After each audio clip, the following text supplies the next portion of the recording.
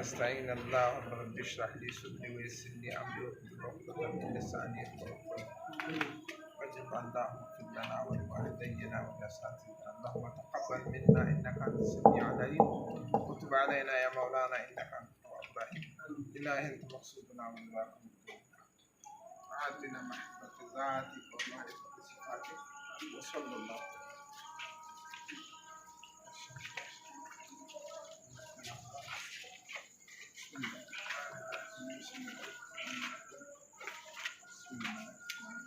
Allah